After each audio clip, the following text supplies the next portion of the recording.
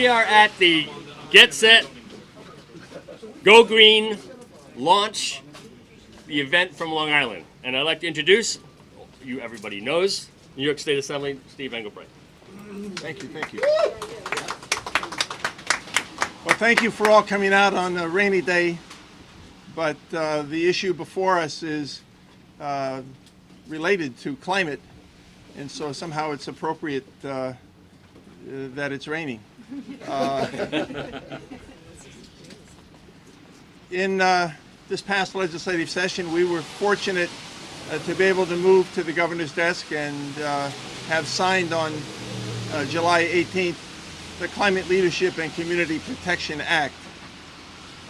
The energy sector is the first part of what we have addressed in the new state climate bill, and clearly it's against the backdrop of increasingly ominous frequencies of hurricanes, invasions of species that are harmful to our ecosystems from the south, warming waters that have destroyed our lobster industry. All of the signs are there that indeed we are in the midst already of a climate crisis.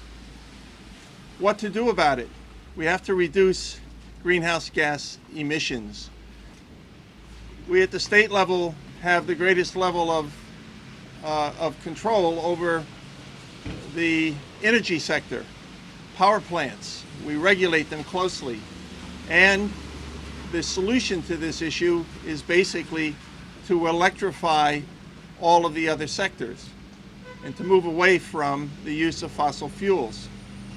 Where are the large emissions coming from? Or the largest emission is in transportation.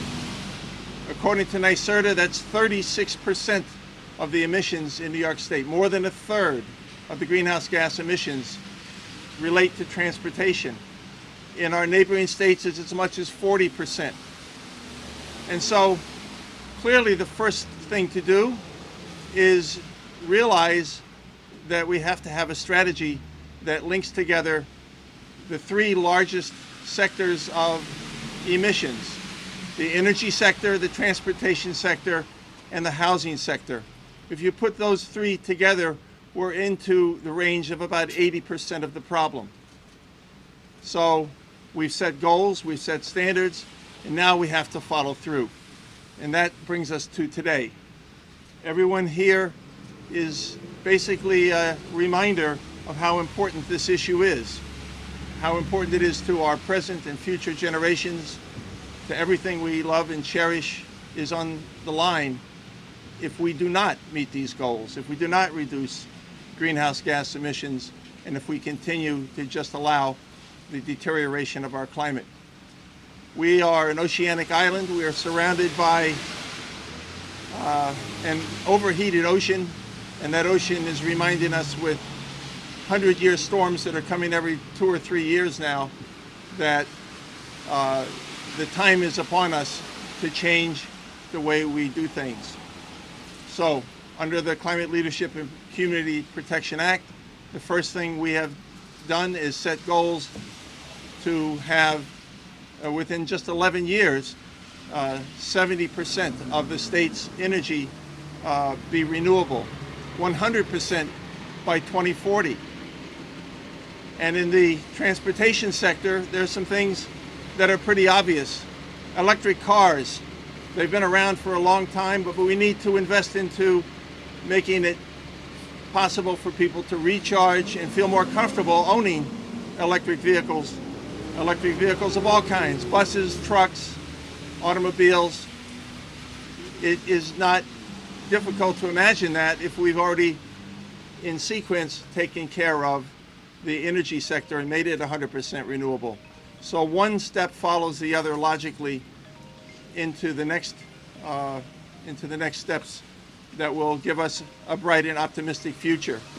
I am concerned, we're gathered at the Stony Brook Railroad Station, I am concerned that some of our state agencies have not yet gotten the message. I am concerned that the Long Island Railroad is in the process of replacing its old diesel fleet with new diesel engines. Ooh. That is not only inconsistent with the new law, it is incoherent. We have talked for years about electrifying the north line of the railroad, making it more efficient, making it possible to pull more cars off of the road and to use mass transit. This is an investment that we need to make into electrification, not into 19th century diesel locomotives technology.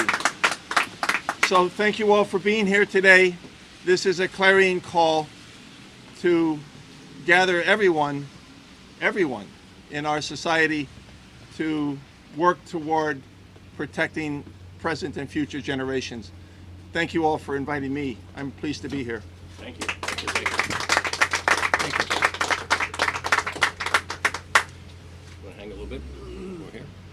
Let me just introduce the supervisor of the town of Brookhaven, Ed Romaine.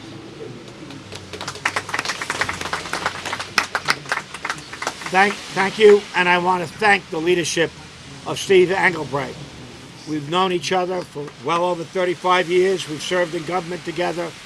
He is a true champion of the environment. And if we are to rescue our future, it will be because of actions by men and women such as Steve Engelbright.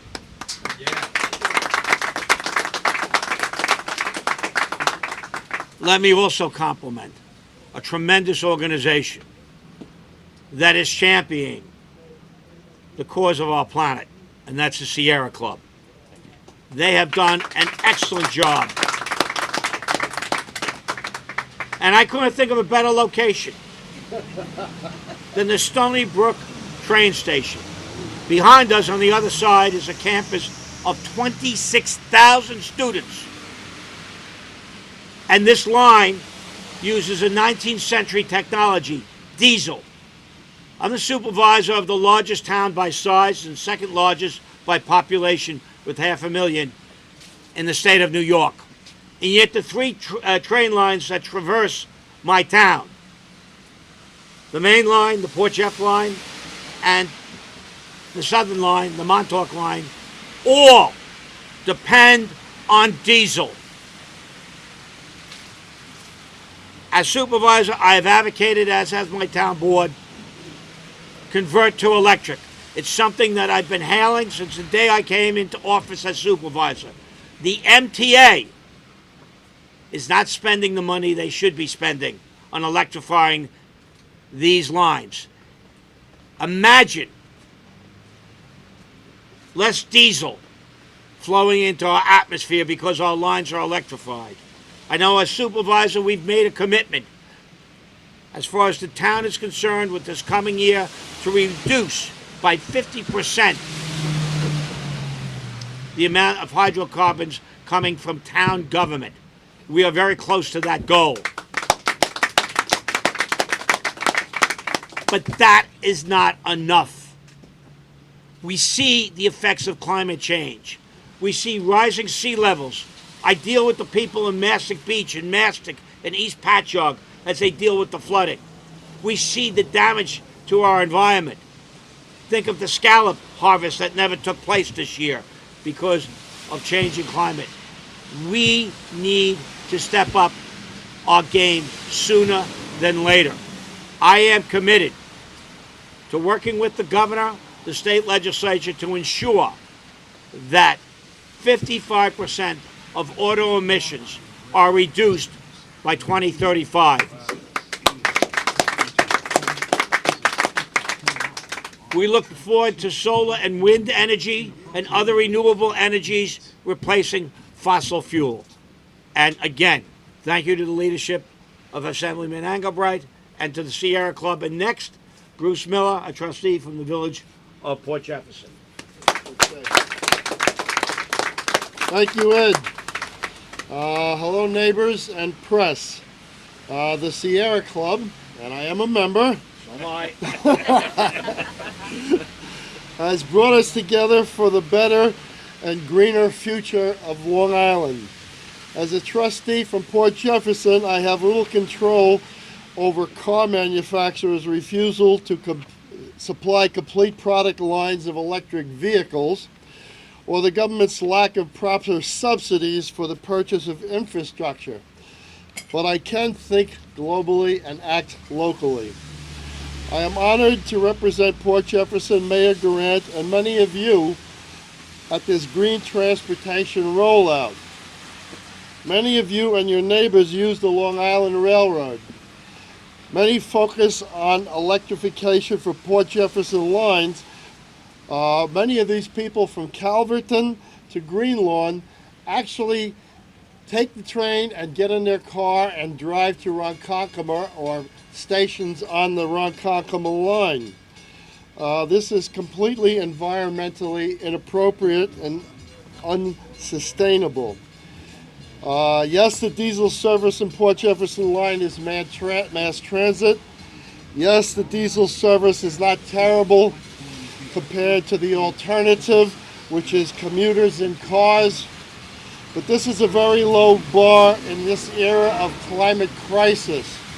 This is a very low bar for a great state that serves to lead the nation in green energy. There's the diesel. Can you hear it Just now? been drowned out by a diesel. I know. We want quiet electric.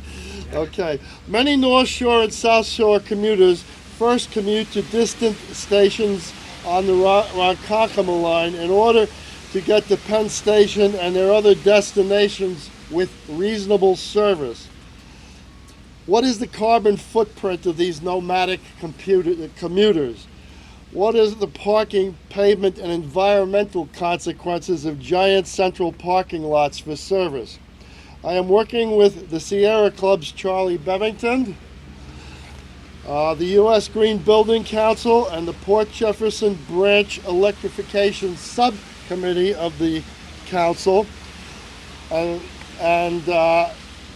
if you would please join us in this effort, contact me if you would, or the Sierra Club, so that we can form a more perfect alliance.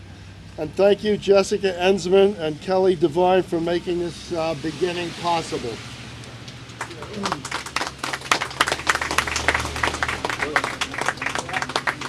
Really be ready from Mothers Out Front. Can you say that again? Billy Billy Roberti Roberti from Mothers Out Front. I'm very pleased to be here today. My name is Billy Roberti. I live in Huntington Station, and I am a member of Mothers Out Front.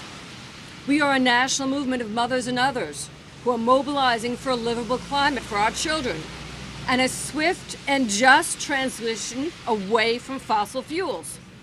We need to get New York on track to reduce greenhouse gases emitted by the transportation sector to meet the Climate Leadership and Community Protection Act, CLCPA, commitments.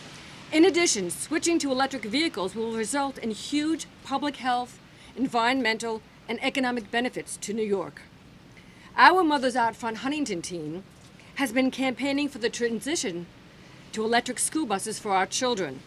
Our team has amassed over 200 Mother's Day cards, like this, signed by people saying they want electric school buses for their school districts. Each year, 24 million American children spend 3 billion hours traveling over 4 billion miles on 600,000 school buses, according to a Yale study from 2002. This makes school buses the largest mass transportation program in the United States. About 90% of the U.S. school buses run on diesel fuel, annually emitting 3,000 tons of cancer-causing soot, 95,000 tons of smog-causing compounds. The school bus routes travel primarily through residential neighborhoods. With an average fuel economy of just 7 miles per gallon, school bus fleets can emit 8.4 million metric tons of carbon pollution each year. Despite only operating for a few hours a day, 180 days of the year. Children on diesel school buses are exposed to 5 to 15 times more air toxins than the rest of the population and are subjected to as much as 23 to 46 times the cancer risk considered significant under federal law. Childhood exposure to diesel soot from school buses has also been associated with asthma attacks, reduced lung function, and increased incidences of pneumonia. This is why we want school buses, electric school buses. We love our children and we want them to stay healthy as they go to and from school. Electric school buses have no exhaust fumes, so the air is cleaner for everyone. Replacing all of America's dirty diesel buses, both transit and school buses, with clean electric buses would avoid an average of 7.3 million tons of greenhouse gas emissions annually.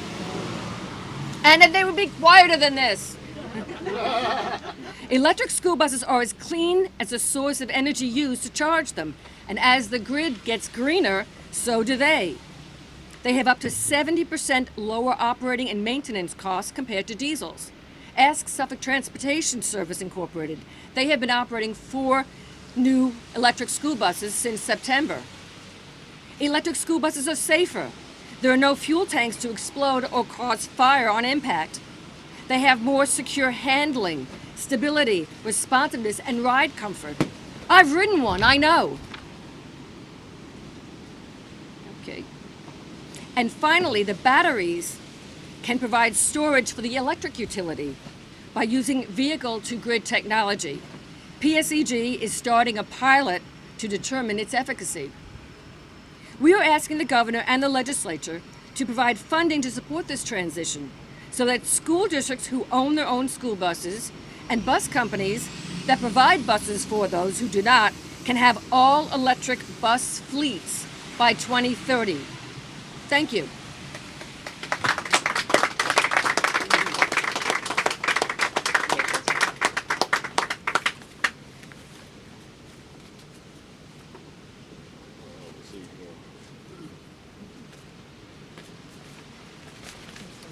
Did you want to say something from Valerie's office? Okay. Well, I want to thank everybody. This is a 55% by 2035 event. Sierra Club is, and Jessica is here talking about that as well.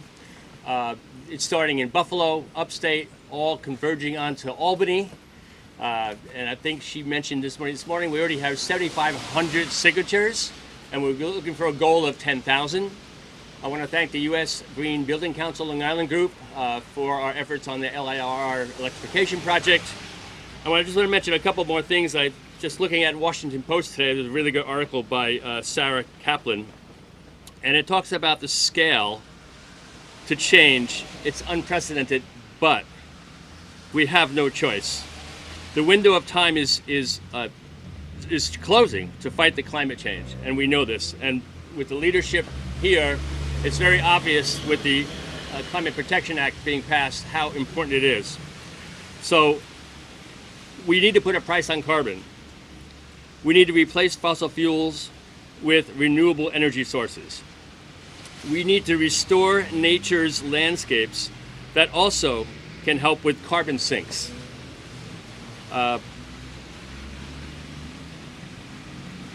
We need to give people choices to adapt, tools, and transform our world. This is a challenge, but we need to accept it. We need to move forward on it, and I thank everybody here. I think Edgar is now going to take the surveys and the signed petitions on the train, next train out to Albany. So you still have time to sign if you'd like. And you can go online to the Sierra site, or also it's being hosted by other places. And I don't know if we have time for questions or not. I know that you have a very tight schedule, but I see mayors here. I see a couple people from our committee are here. I really appreciate it. Charlie, I just want to mention, you probably don't remember when Amtrak proposed extending service. Amtrak. Yes. What, was I born then, or I don't know? I also want to thank Jennifer Martin who's on behalf of the town of Brookhaven's Councilwoman Valerie Cartwright for being here. Jane is past chair of Sierra Club. I'm fortunate to be the chair this year, a Long Island group, and we have 8,000 members and 40,000 people on our email and activist lists. So we have a very large group that wants to move this project forward. As mentioned, this is one of the 3 major areas that we can address and address very quickly. So we need to have these regulations in place, and over the next year, I hope the governor brings these into focus and takes the leadership of the Assembly and the Senate moving forward.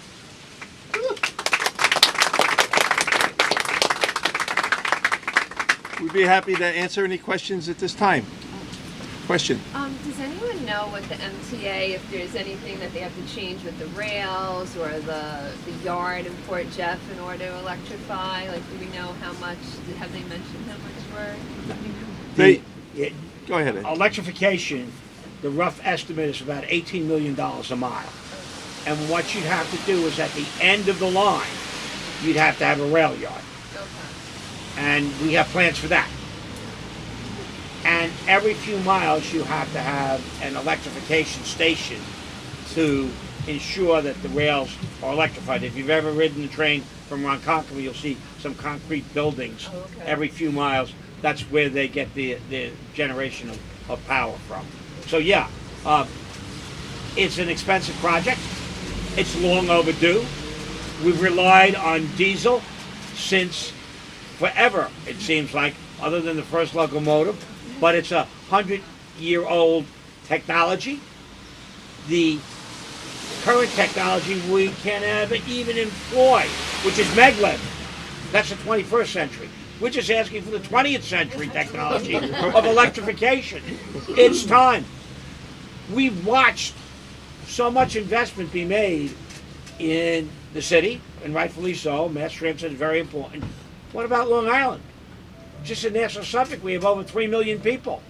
It is amazing that it just stops when it gets to Huntington or Ronkonkoma or Babylon, and the rest of the island is ignored. It's time to change that and have a different future. May I interject something just quickly? The cost may seem obnoxiously high. It is when you put it in terms of what the cost is to establish the line. Right. However, the offset of that cost is in our improved health, where we no longer have to spend so much for the maintenance of people who can't breathe, like myself. It's also in the long-term cost of fuel. As the cost of the infrastructure for wind and solar power is going down, the overall cost of electrification for cars and other vehicles actually is going down compared to purchase of diesel or gasoline. So it's one of these things where you put a little money in today to save a lot of money later on. And why should we be second-class citizens here on Long Island? Exactly. I'd like to just add one more observation. There's more than 100 miles of right-of-way of the Long Island Railroad. It faces the southern sky where the sun is. Where's the solar? Absolutely. Why do we have no plans already well established and being implemented? The railroad can help pay for some of the costs that we're talking about simply by also helping to generate power using its right-of-way. The same is true of LIPA and PSE&G. There's huge right-of-ways for the major power lines under which sits nothing.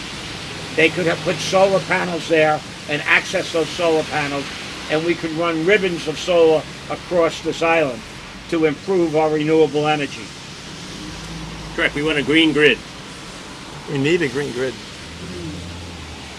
Can I say a couple of things? I mean, I did the analysis for the consulting team that was retained by MTA way back when the state first acquired the Long Island Railroad. In fact, it wasn't even MTA yet; it was still Metropolitan Commuter Transportation Authority. And I did the analysis going out to Port Jefferson, to Ronkonkoma, and to Spio, and to Oyster Bay, etc. And what bothers me now in the short term, I mean, everything has been said, I agree with. No disagreement. A couple things bother me. One is the train that went by is very typical. It's going to Huntington, where I check the schedule, Hicksville. Everybody has to change. Doing that in public transportation, I run public transportation. That's a killer. That's driving 3/4 of the people away. You don't want to do that. You want through service the town. And you want frequent services. Just- The railroad- Mayor, Mayor and I work together on our committee, and I'm going to suggest that Vera and all the we're going to stay around for questions, and then we have a The other thing is there are new technologies that are being used, adopted, tested, used. When it's battery electric, you can buy them tomorrow. When the train from Penn gets to Huntington, you buy all three of those that can go on battery for Jefferson. Come back on the same battery or be recharged. You can do that that comparison. And There the are other one is solutions. hydrogen fuel cells. Yep. There are railroad passenger cars being built with the newest technology. I have no evidence that anybody is looking at those. When the MTA asked me, because I spoke at a meeting on the third track that the Route Foundation had that a couple months ago, and I told the person who was going to develop it, I mentioned that to him. There is a choice between electric and diesel. We can do some things now, whether it's dual mode locomotives, run them as much as you can, or pursue the new technologies as well. Look into them, get them started, and have a plan to electrify Port Jefferson to at least patch off and do those first. thank you. Yay, we did it.